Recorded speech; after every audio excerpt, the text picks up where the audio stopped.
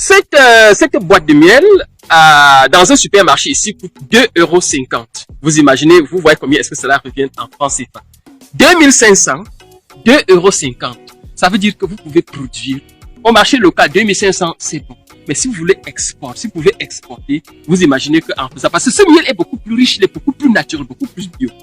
Piment noir, vous savez combien ça coûte? Alors, 1,60 € dans un supermarché. 1,60 €. J'imagine qu'avec 1500 francs, j'imagine quel tas de piment est-ce qu'on peut acheter au Cameroun. Quelqu'un fait ça, ils vont à 1,60 €. Vous imaginez que si vous faites ça, vous pouvez exporter, même à un coût, même à un moindre coût. Et quand on va au supermarché, quand on achète comme ça, on est tellement content qu'on a acheté un truc comme ça chez les Blancs. Alors c'est ça que l'ambassade d'Italie veut, au niveau du Cameroun. Donc, tu veux produire le piment et exporter. Vous savez, dans une de mes vidéos, je disais, le préfet, le sous-préfet, le gouverneur, parfois, dans certains pays africains, on leur donne tellement du poids. Ça, c'est vrai, l'administration doit exister. Ce qui est un peu choquant, c'est que l'agriculteur, on ne le voit pas.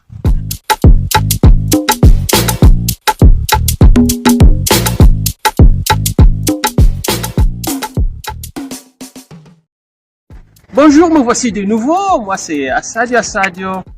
J'appelle de Vercelli. Je suis le président du CLIRAP. Voilà, j'aimerais interpeller mes compatriotes du Cameroun et aussi mes amis africains à pouvoir s'intéresser à l'agriculture. Et je vous parle ainsi en direct d'une vaste plantation de riz. Vous savez, Vercelli, c'est la ville dans laquelle je vis. Et c'est la capitale européenne du riz. La bourse européenne du riz, ça se passe dans cette ville. Ça, c'est pour parler des merveilles de l'agriculture. Parce que vous savez, dans une de mes vidéos, je disais, le préfet, le sous-préfet, le gouverneur, parfois, dans certains pays africains, on leur donne tellement du poids. Ça, c'est vrai, l'administration doit exister. Ce qui est un peu choquant, c'est que l'agriculteur, on ne le voit pas. Or, dans cette ville que vous voyez, c'est l'agriculteur, le propriétaire de ce champ.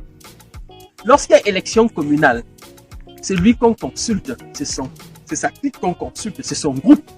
Parce qu'il représente beaucoup d'agriculteurs. C'est une ville du riz. Et sans cette Vercelli, la région du Piémont n'existerait même pas. Parce que le PIL, c'est-à-dire le produit intérieur brut du Piémont, est basé essentiellement sur l'agriculture et sur la production du riz, dont Vercelli garde encore le grand secret. Détient encore le plus grand secret de production et en matière aussi de qualité. Quand je suis entré dans ce champ, et chaque fois que je vois ce champ, je pense à Ntonga, je pense à la plaine d'Embo, je pense à beaucoup d'autres régions, je pense à Yagua, je pense à Ndop, je pense à toutes ces régions du Cameroun où l'agriculture pourrait être révolutionnée et nourrir les populations. Si on exploite comme ça, si on fait comme ça là, à Palimé, si on fait comme ça là, à Lomé, si on fait comme ça dans les champs de Sokodé, vous voyez, on va sortir de la famine. Et vous les jeunes Africains, vous qui voulez venir ici, vous devez choisir la filière agricole. Et c'est pour ça que l'ambassade d'Italie au Cameroun accorde une grande priorité au secteur agricole. Parce que l'argent, c'est là.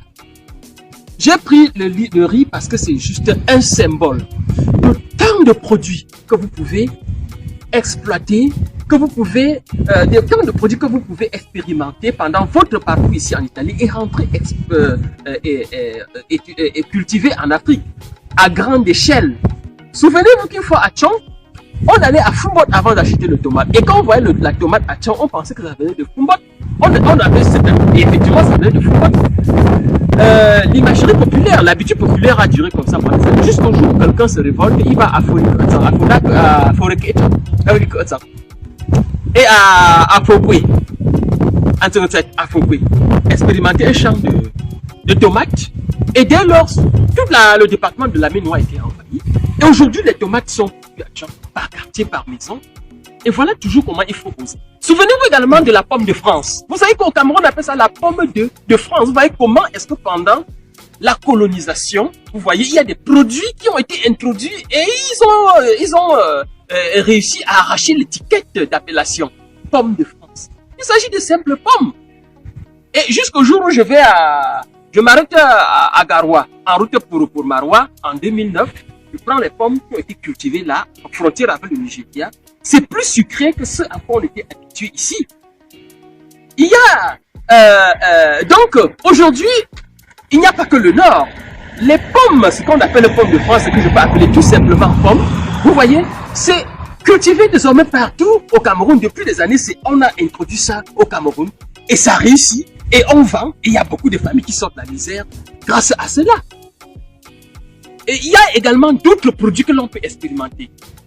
Et je crois que j'aurai l'occasion de faire d'autres vidéos en publiant ces produits qu'on croit que ça ne peut réussir qu'en Europe. Alors qu'on applique ça au Cameroun, ça va aller. Alors qu'on applique ça en Afrique occidentale humide, en Côte d'Ivoire, au Ghana, au Togo, ça va réussir.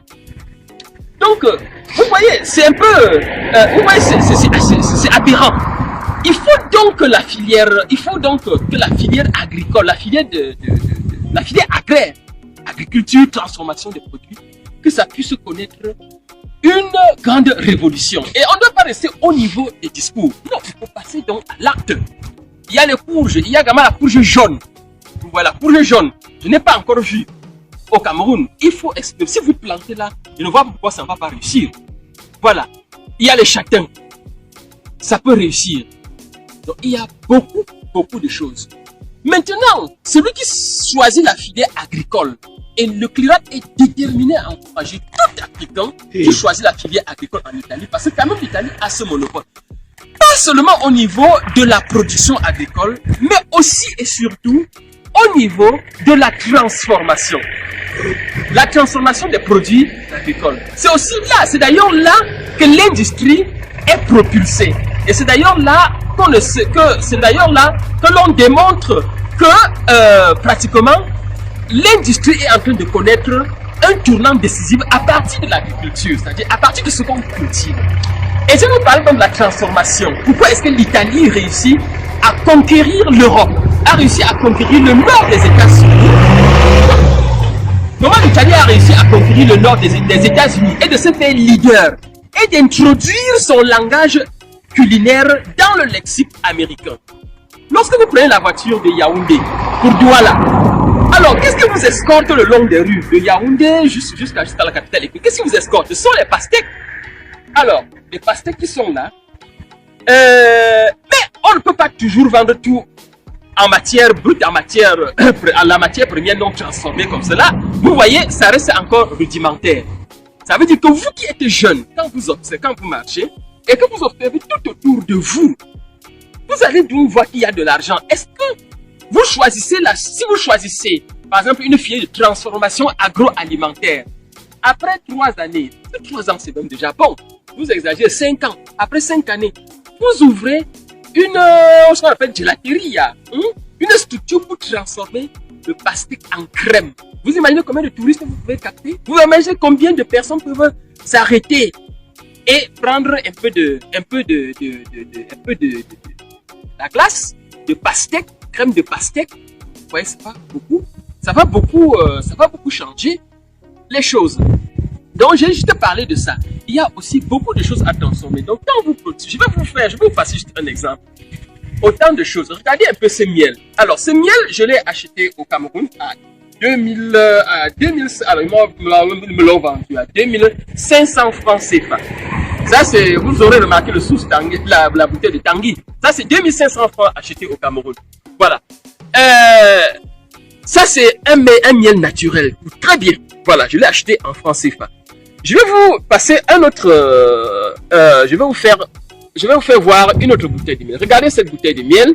Voilà, il a été, alors la bouteille a donc été confectionnée comme ça, pendant l'anniversaire de ce petit. Il s'appelle notre petit Samuel. Hein? Ok. Voilà, ça c'est notre petit Samuel Faucon. Bravo pour lui. Alors, cette boîte de miel, dans un supermarché ici, coûte 2,50 €. Vous imaginez, vous voyez combien est-ce que cela revient en francs CFA. 2500, 2,50 €. Ça veut dire que vous pouvez produire. Au marché local, 2500, c'est bon. Mais si vous voulez exporter, si vous pouvez exporter, vous imaginez que en plus ça, parce que ce miel est beaucoup plus riche, il est beaucoup plus naturel, beaucoup plus bio. Et ici, il est également traité, mais ça reste un goût tropical dont les Italiens raffolent 100% le miel tropical. Ils raffolent de ça. Donc si je prends une quantité là et je mets ici là, vous imaginez, même si on vend à 7 €, ils vont acheter parce qu'ils disent que le miel camerounais, le miel tropical a un goût particulier. Il en est également le cas pour le miel de Palimé que j'ai goûté et qui avait un parfum extraordinaire. Alors ça, c'est pour celui qui peut donc rentrer au Cameroun, qui peut rentrer en Afrique et faire. Il y a toujours donc de l'argent, cultiver, vendre sur place et exporter. Celui qui réussit à conquérir le marché européen, parce que ça, c'est l'œuvre d'un brave Camerounais. Il s'appelle Takoum Potankam. Alors après avoir fini ses études agréées, il a eu le courage d'aller demander à la commune de sa localité et d'expliquer son projet. Et on a soutenu son projet. Donc ça, c'est ce Camerounais qui produit ses miels. Et il le vend ainsi. Il y a pour 2,50 €, pour 5 €, généralement un peu plus grand, et 10 €, qui est pratiquement le triple de ceci, le triple quadruple de ceci, à 10 €.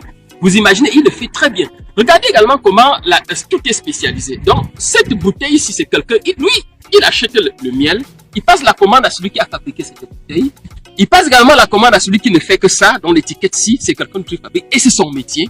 Il y a à côté de ces mini-pilons, ces mini-pilons-ci, juste pour question d'ornement, il y a quelqu'un qui ne fait que ça, Donc, vous voyez autant de choses, et bien sûr, on parlerait également de la spécialisation, de la spécialisation des tâches. Ça, c'est pour le miel. Il y a également, regardez, Pepe Nero. Donc, ça, c'est le piment. Piment noir, regardez. Piment noir. Vous savez combien ça coûte? Alors, 1,60 € dans un supermarché. 1,60 €. J'imagine qu'avec 1500 francs, j'imagine quel tas de piment est-ce qu'on peut acheter au Cameroun? Quelqu'un fait ça, il vend à 1,60 €. Vous imaginez que si vous faites ça, vous pouvez exporter, même à un coût, même à un moindre coût.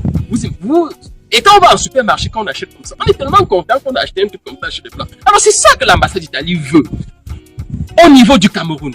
Donc, tu veux produire le piment et exporter. Il y a également, voilà, regardez, basilic. Je me souviens quand que ma maman cultivait ça devant la maison, et puis on se contentait quelques plantes là pour faire la sauce, notre sauce pistache, la sauce tomate, et puis c'était bon. Vous imaginez quelqu'un qui ne cultive que le basilic, voilà, basilic, la plante basilic, ce condiment, je crois que vous le savez. Et il met dans cette bouteille, en bouteille comme ça, là, utilisée en cuisine. Si vous pouvez imaginer le prix, est-ce que vous pouvez me dire, vous imaginez combien ça peut coûter là? Ça, je n'ose pas vous le dévoiler. Donc, et c'est sa vie, il ne produit que du basilic là, et il gagne sa vie. Ça, c'est toujours l'agriculture. Donc, quand on parle d'agriculture de seconde génération, c'est une question de production à large échelle. À large échelle, ça ne veut pas dire avec de gros moyens. Non. D'abord, un petit espace, une petite portion que l'on exploite, et ainsi de suite et dont on multiplie le courage, la force et les moyens. Et bien sûr, cela est lié à d'autres conditions environnementales que nous aborderons dans nos prochaines éditions. Voilà, je me limite à la filière agricole et à la transformation agroalimentaire pour les étudiants qui veulent venir étudier en Italie. Donc, quand vous étudiez, vous sortez les yeux, vous allez visiter les champs, vous allez visiter les plantations et vous comprenez donc comment est-ce qu'un pays peut devenir riche. Donc, sans l'agriculture, rien ne peut décoller dans un pays. Et voilà pourquoi la prochaine vidéo, je vais la consacrer à l'économie. Parce que quoi? Nos grands économistes, quand ils finissent, ils croient qu'ils vont mettre veste et cravate pour aller chercher de l'emploi. Et là, je leur dis non. Et je vous le dirai pourquoi. Voilà, mesdames et messieurs, merci beaucoup, merci chers Clirapiens. Si vous avez compris mon message, réfléchissez avant donc de choisir votre filière. Et quand vous choisissez l'agriculture, ça ne doit pas être pour obtenir le visa. Non, ne choisissez pas parce que vous allez obtenir le visa. Choisissez parce que vous aimez votre pays, parce que vous voulez donner un coup de force radicale au futur, à votre futur, au futur de votre pays et au futur des jeunes générations. Merci. Sadio Averti.